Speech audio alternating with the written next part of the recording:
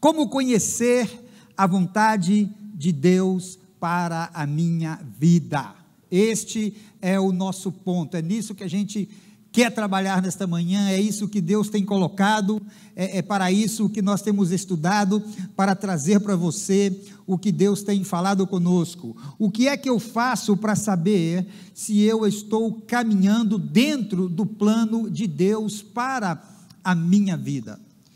Este é o anelo do crente sincero, né? Se você faz essas perguntas, se você realmente, se isso de alguma maneira vem no seu coração, isso é bom, isso é muito bom, quer dizer que você está realmente querendo estar dentro da vontade de Deus. Então, sem dúvida, esse questionamento é um questionamento do crente sincero, é o questionamento do crente que sabe que ele tem um pai amoroso, um pai bondoso, um pai de misericórdia, sabe, e este crente não quer caminhar sem a bênção do Pai. Então, o Pai Celestial, e nós vamos ver isso, ele é o Deus que tem o controle de tudo, ele tem o controle da minha e da sua vida, e então, nós fazemos essa pergunta que não é uma pergunta fácil de ser respondida. Não é fácil de ser respondida. Ontem eu estava conversando com meus irmãos. Na minha casa nós somos 6 irmãos. Somos 6 irmãos e vivemos em 4 países diferentes. Então, nós agora estamos nos encontrando pelo menos uma vez por mês, né? Numa chamada de vídeo, para a gente conversar e dar umas boas gargalhadas.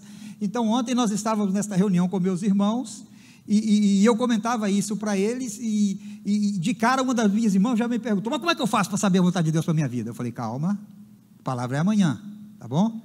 Ah, mas eu não vou estar na sua igreja. Então depois você vai ter que ir lá no YouTube e ver no nosso canal. Então tá, por quê? Porque é um questionamento normal, né? Um questionamento normal de querer, de ter este anelo. Agora, não é uma pergunta tão fácil de ser respondida. Não é uma pergunta tão fácil assim de ser respondida. Por isso que nós temos que analisar isto de uma maneira bíblica e entendê-lo de uma maneira bíblica, né? Por que não é tão fácil para nós entendermos isso? Ora, nós somos filhos de um Deus que ele é muito grande, é enorme, né? E nós não conhecemos a Deus completamente.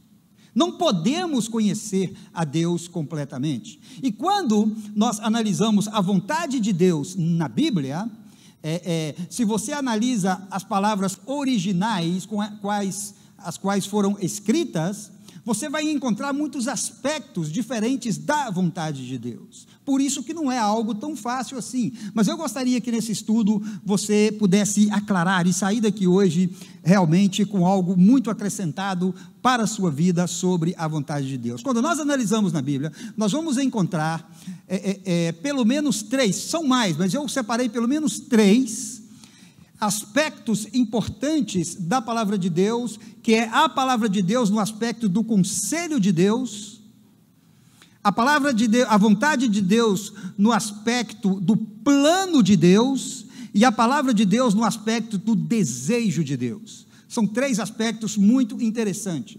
Quando nós estudamos, aqueles que estudaram teologia, né? Aqueles que estudaram teologia, quando você estudou isso no seu curso teológico, você aprendeu sobre o Deus asconditus, ou o Deus absconditus, o Deus absconditus e o Deus revelatus. O que quer dizer isso, né? Parece uma coisa assim, difícil, né? Absconditus e revelatus, né? Mas para nós, o que interessa é que é o Deus absconditus, que é a vontade oculta de Deus. Presta atenção nisso, por favor. A vontade escondida de Deus, e o Deus revelatus, que é a vontade revelada de Deus. Então já começamos a aprender nesta manhã. Deus tem uma vontade, um aspecto dele, uma vontade de Deus para mim e para você, que não nos foi revelado. E Deus tem a vontade dele para mim e para você que foi revelada. A vontade oculta de Deus ou a escondida e a vontade revelada de Deus. E aqui vai o nosso primeiro texto bíblico para justificar aquilo que nós estamos falando. Deuteronômio 29, 29. Você conhece esse texto bastante, né? Se você já leu na Bíblia, nós temos aí esse texto. Vamos ler comigo? Vamos lá? Vamos? As coisas...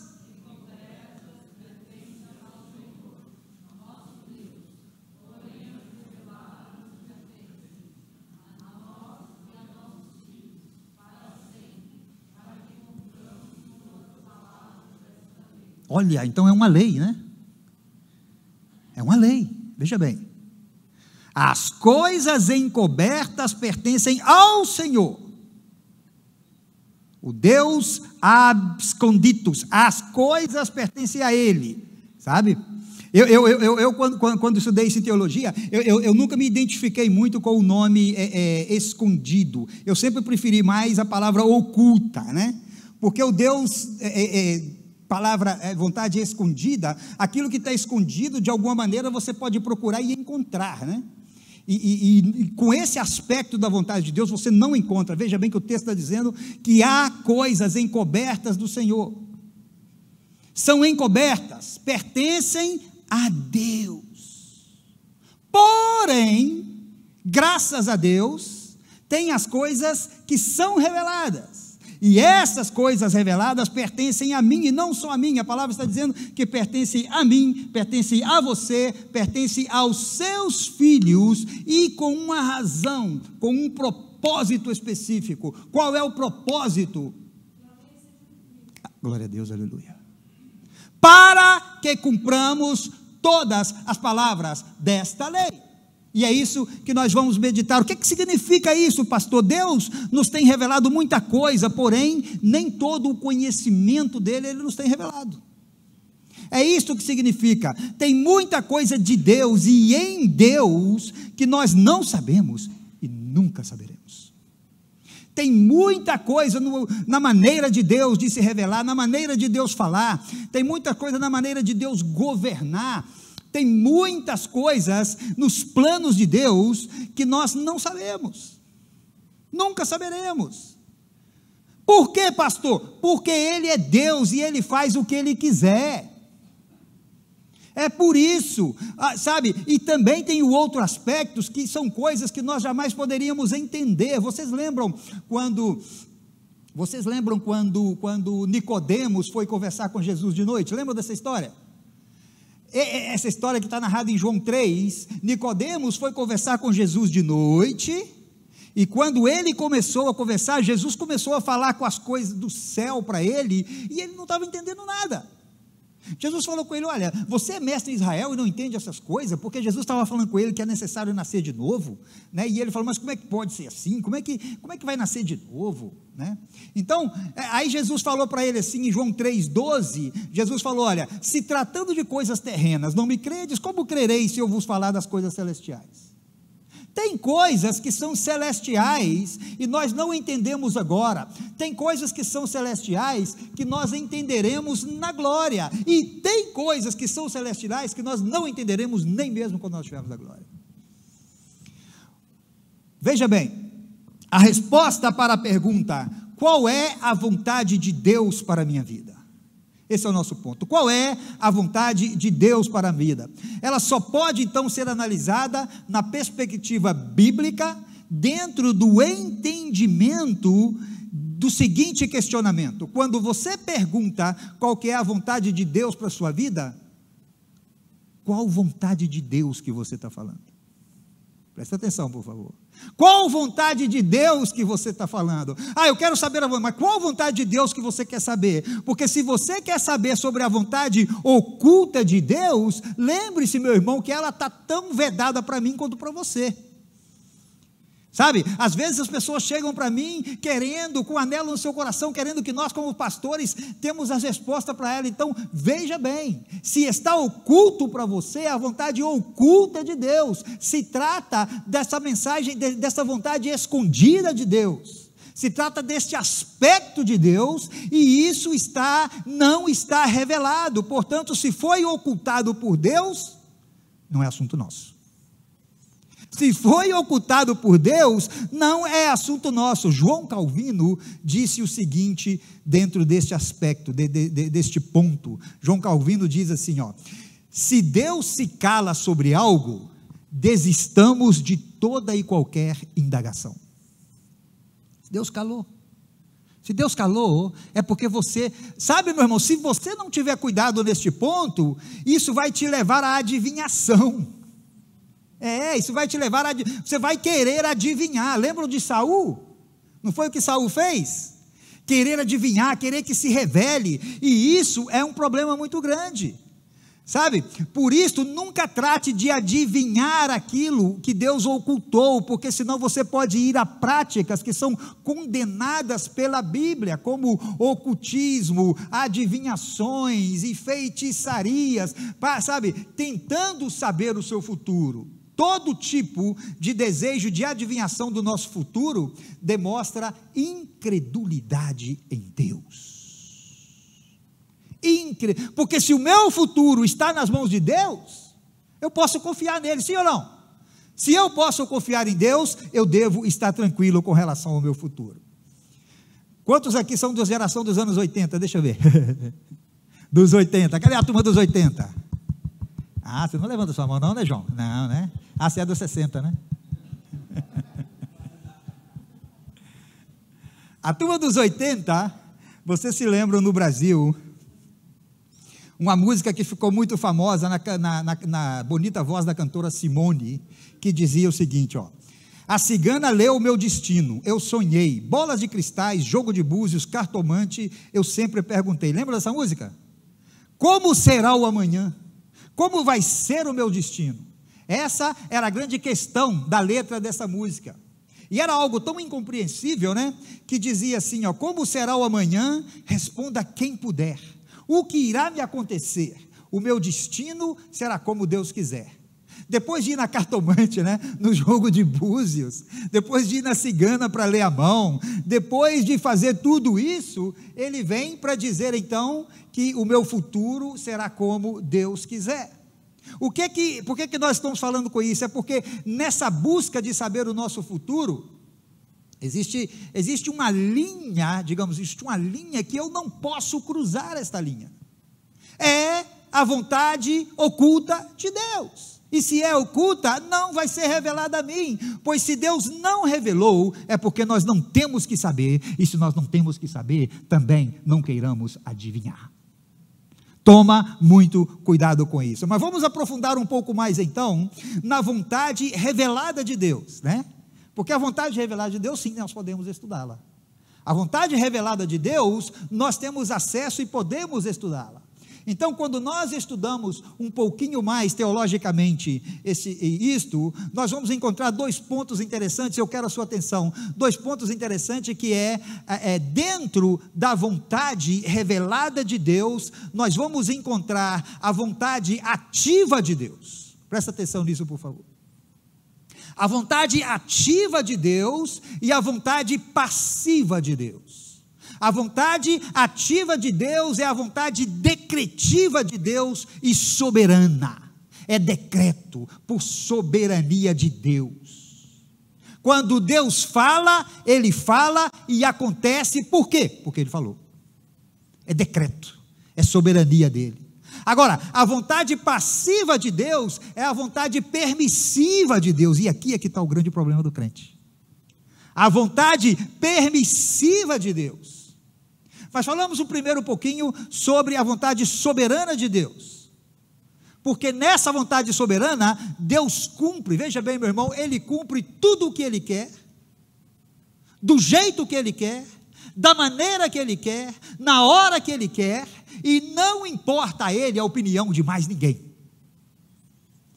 Essa é decretiva de Deus, é a vontade soberana de Deus. Pastor, me dá um exemplo disso. Criação, Deus diz, haja luz e ninguém pode resistir à vontade soberana de Deus. Ele diz, haja e tem que haver. Essa é muito importante você entender. Ninguém pode resistir a isso. Quando ele diz que vai acontecer, tem que acontecer. Mas por que tem que acontecer? Porque ele disse que aconteceria.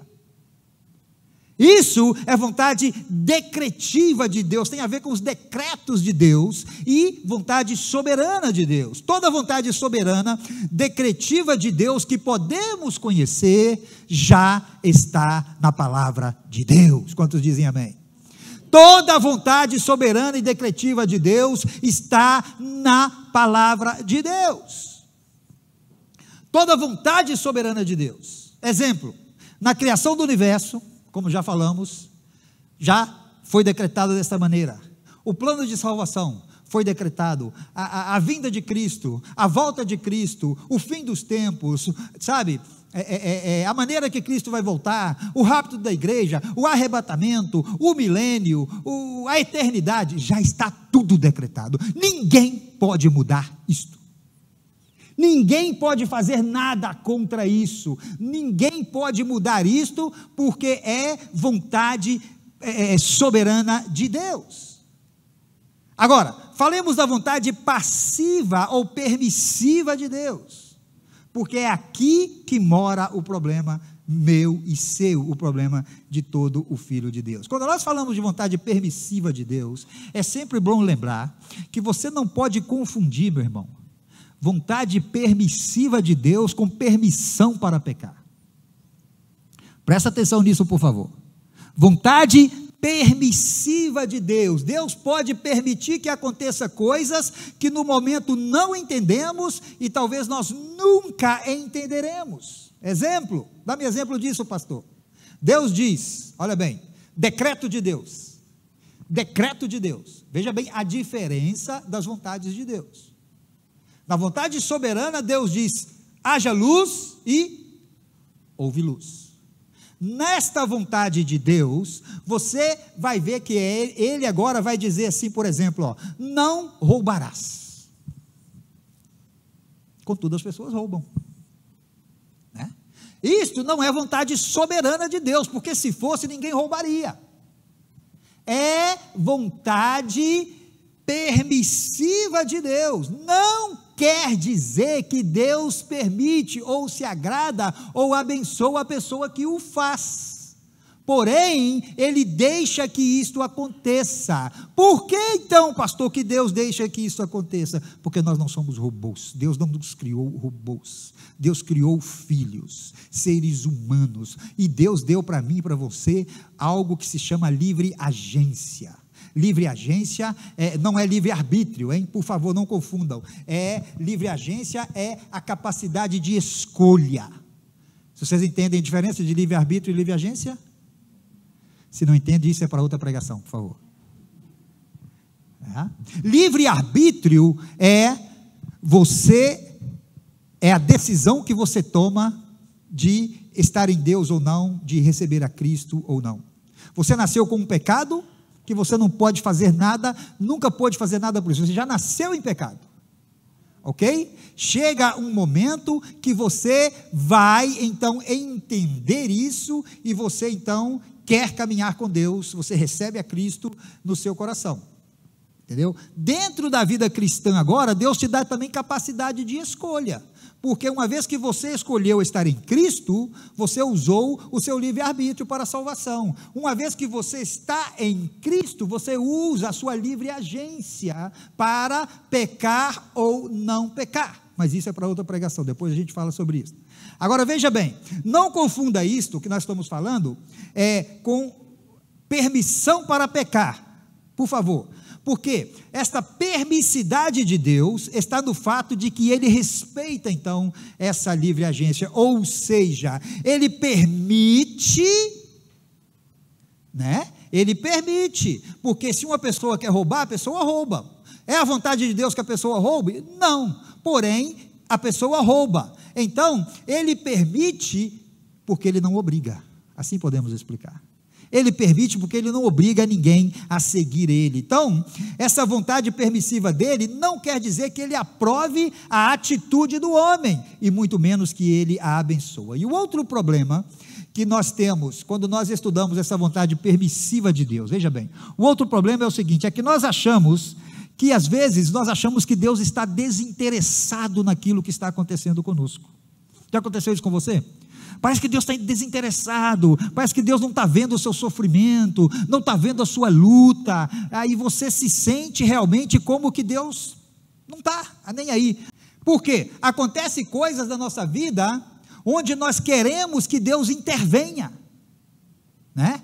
E até dizemos assim, Senhor, o Senhor não está vendo? Você quer a intervenção de Deus.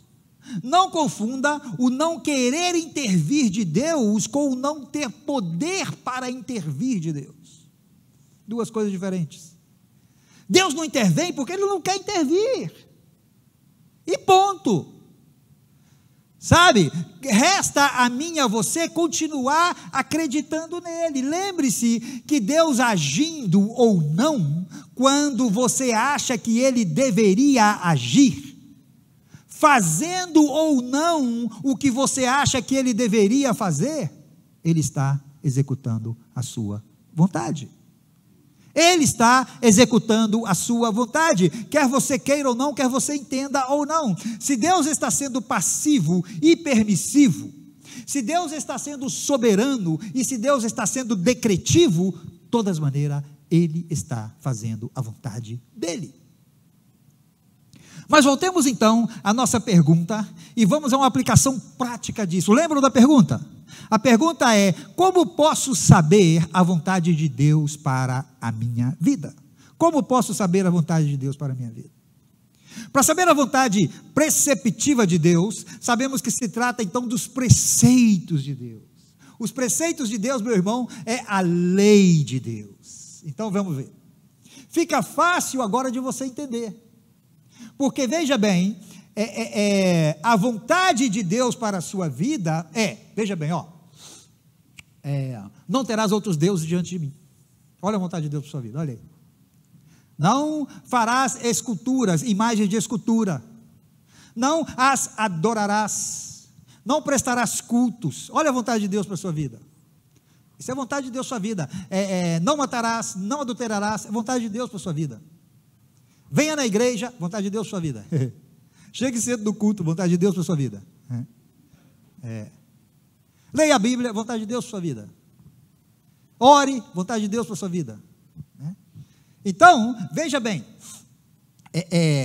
Agora, se você quiser aprofundar mais nisso, você tem que entender na perspectiva da lei, porque é na lei que está a vontade de Deus. Não foi isso que nós lemos em Deuteronômio 29:29? Vocês lembram do Salmo 1? Do Salmo 1? Salmo 1, no versículo 1 e 2, ele vai dizer assim: bem-aventurado o homem que não anda no conselho dos ímpios, não se detém no caminho dos pecadores, nem se assenta na roda dos escarnecedores. E o versículo 2 completa: antes, o seu prazer está na lei do Senhor, e na sua lei medita de dia e de noite. Olha a vontade de Deus. Olha a vontade de Deus para a sua vida. Chegamos assim no ponto mais abrangente do nosso estudo. As pessoas querem saber a vontade de Deus para as suas vidas, mas o que as pessoas querem saber, a vontade de Deus para a sua vida, pastor, é isso, sabe, pastor, é que eu sei que é a lei, eu sei que eu tenho que estudar, eu sei, mas eu quero saber, é coisa específica. A gente quer saber se vou para a direita ou se vou para a esquerda, se eu moro nesse país ou se eu moro no outro. A gente quer saber se eu trabalho nessa empresa ou nessa, se eu estudo essa carreira ou esta, se eu sirvo nesse ministério ou neste, não são esses os nossos questionamentos? São esses os nossos questionamentos. Estas são as perguntas frequentes. Agora veja comigo, meu irmão, veja comigo. Nós, como pastores, não temos todas as respostas, não é? Não temos todas. Tem pessoas que acham que ele vai, numa luta dele de 3, 4 anos, ele vai chegar e conversar comigo 5 minutos e vai estar todos os problemas resolvidos. Vai não. Não é assim que funciona. Não é assim que funciona, porque eu também tenho as mesmas argumentações. Eu também tenho as mesmas argumentações. Então, o que é que nós fazemos com isso? Veja comigo. Vamos pensar um pouquinho. Se a lei de Deus veja bem, O que é a lei de Deus? Fundamentos, sim. A lei de Deus, veja bem, aprenda isso. A lei de Deus é a legislação da vontade dele para a minha vida e para a sua vida. É disso que se trata a lei de Deus. É a legislação da vontade de Deus para mim e para você. Então veja bem, pensem comigo, se a lei de Deus é a legislação de sua vontade, e ela também é a máxima expressão desta vontade para mim e para você, e você quer saber qual é a vontade de Deus para a sua vida, só existe uma forma, meu irmão: examinai as Escrituras. É nas Escrituras que está a lei de Deus. Examina a Escritura, vai lá na sua Bíblia, leia a sua Bíblia, é nela que está a vontade de Deus para a sua vida. É nela que está a vontade de Deus para a sua vida, né? João 5,39 vai dizer isso: examinai as Escrituras. Veja bem, a vontade de Deus para a vida do crente está onde? Está na Bíblia. Irmãos, olha, os santos do Velho Testamento batalharam com os mesmos questionamentos. Sabe? Os homens da Bíblia batalharam com os mesmos questionamentos. E para você que acha que a lei de Deus, porque tem muita gente que pensa isso, que a lei de Deus não é importante porque nós vivemos na graça, tem até uma turminha que só anda com o Novo Testamento na mão. Já viu ele? Já viram essa turma aí? Para eles é só o Novo Testamento que importa. Irmãos, presta atenção nisso, por favor. Tem muita coisa da lei do Velho Testamento que não se aplica e nem pode se aplicar no Novo Testamento, e graças a Deus por isso. Graças a Deus por isso. Agora, a Bíblia diz que Jesus Cristo, ele é o fim da lei, sim ou não? Porque o fim da lei é Cristo para justiça de todo aquele que crê. Então, por que Jesus Cristo é o fim da lei? Jesus Cristo é o fim da lei porque ele cumpriu toda a lei. Não é o fim da lei porque ele cumpriu a lei. Jesus Cristo é o fim da lei porque a lei se encerra nele. A lei se encerra em Cristo, de Cristo para. Mas qual lei, pastor, que está falando? Lei sacrificial, não confunda isto. Por que é a lei sacrificial? Porque no Antigo Testamento, os sacrifícios eram apresentados, e por cada tipo de pecado tinha um sacrifício, cada tipo de pecado tinha uma maneira de servir, cada tipo de pecado tinha um animal diferente. Esta é a lei que Jesus aboliu. Por que ele aboliu essa lei? Porque ele é o Cordeiro de Deus que tira o pecado do mundo. Ele é o Cordeiro de Deus que acabou com todos os sacrifícios. Agora, as demais coisas da lei continua, tanto é assim, que hoje em dia, veja bem isso, meu irmão, veja bem isso, quando a lei foi dada, né, eram quantas leis foram dadas a Moisés? 10 mandamentos, lembram? Quando a lei foi dada para Moisés, eram 10 mandamentos. No tempo de Jesus, já existiam mais ou menos 600 leis, baseadas onde? Nos 10 mandamentos. Hoje em dia, quantas leis existem? Milhares de leis. Países têm leis diferentes do outro, estados têm leis diferentes do outro. Todas elas, a base são os 10 mandamentos. Esta é a lei de Deus para mim e para você. Essa lei não foi anulada. Continua vigente a lei. Sabe por que ela continua vigente? Porque esta lei que Deus deu no Velho Testamento, ela tinha como função legislar a vontade dele para os filhos dele. Por isso que ela não pode ser eliminada. A lei do Velho Testamento, muito além ainda, ela também demonstra o caráter de Deus para mim e para você. Deus mudou do Velho Testamento para o Novo?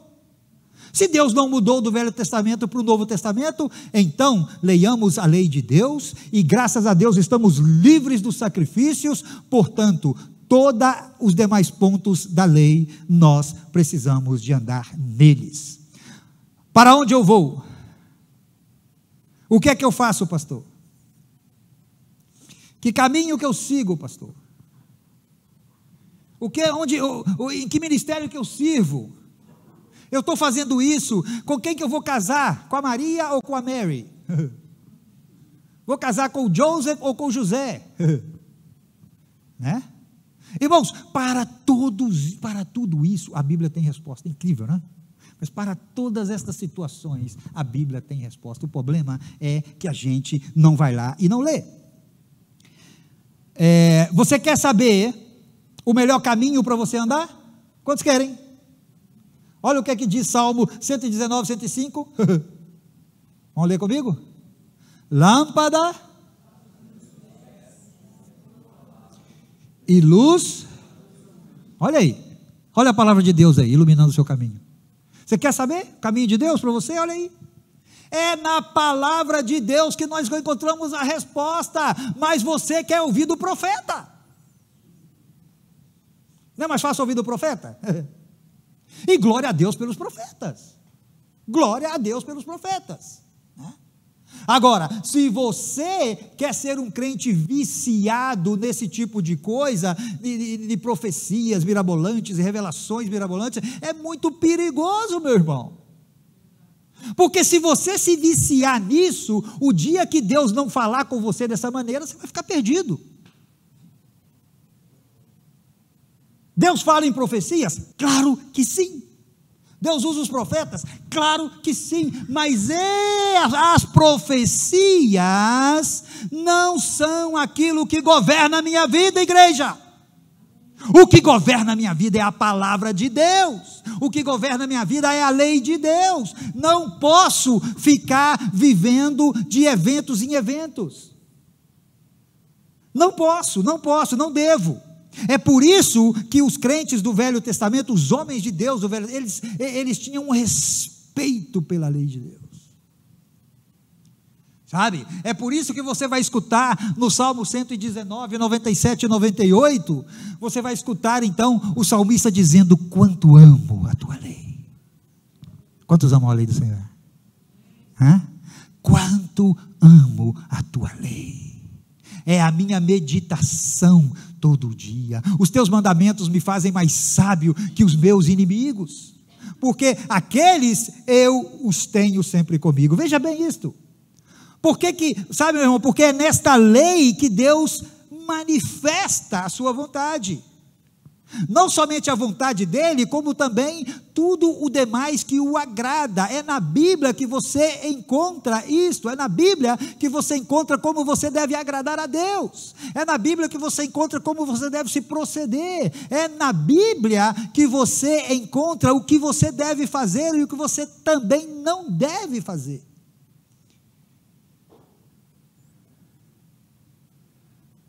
Fala para o irmão que está do seu lado: lê a Bíblia mais, meu irmão.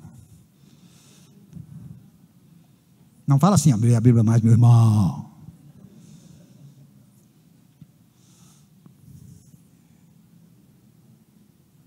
Pastor, eu quero agradar a Deus e andar dentro da vontade de Deus para a minha vida. Eu quero agradar a Deus e eu quero andar dentro da vontade de Deus para a minha família. Que bom, meu irmão, que maravilha, que bom que você quer fazer isso.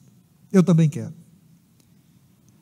Então, meu irmão, não fique esperando que alguém chega e fala para você. Agora, pastor, mas existem os conselheiros. Claro, Bíblia, né? Na multidão de conselheiros há sabedoria, mas cuidado com os conselhos de quem te aconselha. É outra pregação, depois falamos sobre isso. Mas veja bem, não fique correndo atrás de revelações mirabolantes, sabe? Sabe, como igrejas que fazem os seus eventos, dizendo: venha que Deus vai fazer isso, isso, isso, isso. Sabe, se você, presta atenção nisso por favor, que a gente já quer terminar.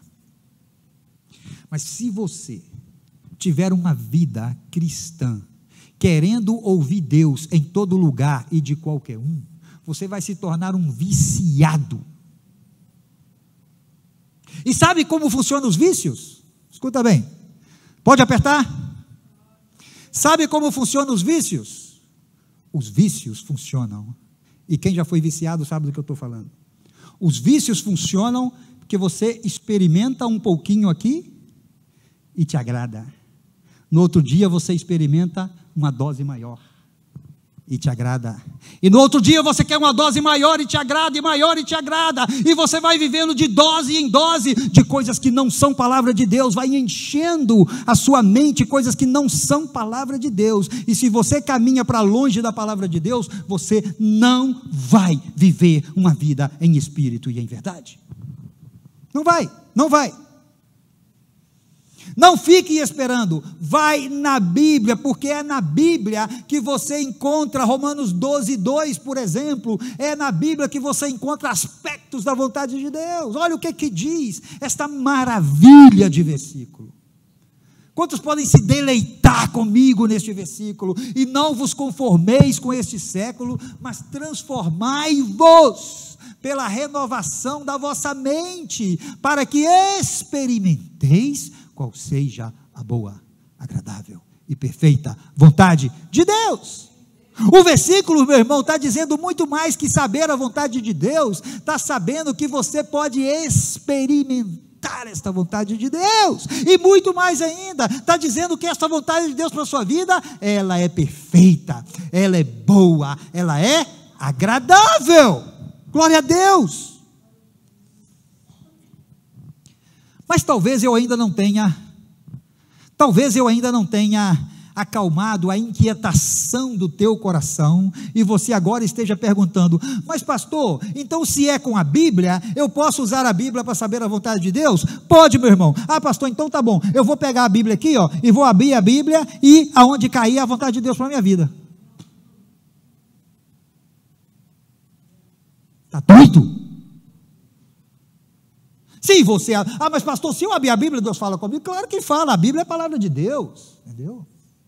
A Bíblia é a palavra de Deus, mas esta não é a maneira que Deus fala com o seu povo. Está parecendo o quê? Quer tirar a sorte?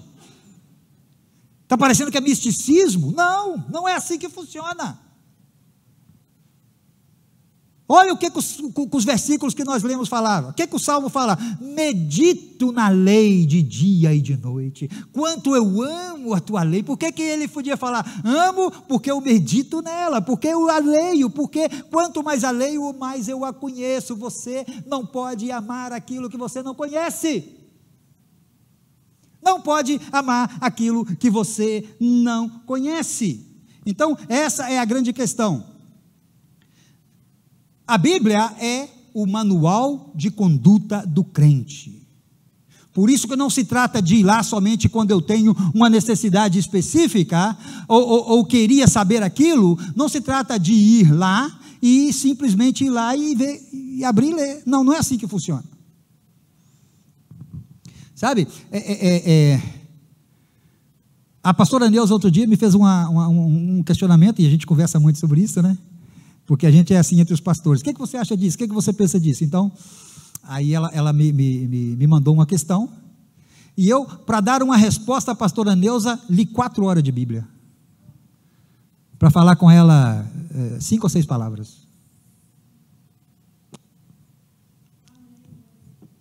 Irmãos, não é sorte. Não é só, você tem que ir lá e ver e estudar e ver e entender. A Bíblia é o manual de conduta do crente. Se trata de estudar este manual, se trata de buscar a guia do Espírito Santo. Vamos ficar de pé, por favor, e presta atenção nisso que eu vou te dizer. Se trata de buscar a guia do Espírito Santo para te ajudar a tomar as melhores decisões para a sua vida, e não querer que Deus decida por você, e não querer que Deus decida por você. Se trata de você buscar a Deus na leitura da palavra e na oração. Você está lendo, você está orando, você está trabalhando, você está orando, você está clamando a Deus, a vontade, sua vontade, Deus, para minha esposa, para minha vida e para os meus filhos. Revela, Senhor, vou ler a tua, chega na tua casa, lê a tua palavra, estuda a palavra, questiona, vem, fala, conversa conosco. Isto é estudar a palavra de Deus. Se trata de estudar então este manual na guia de quem? Do Espírito Santo. Porque o que acontece? Veja bem, eu tenho uma dúvida, eu oro a Deus. A minha oração vai me guiar.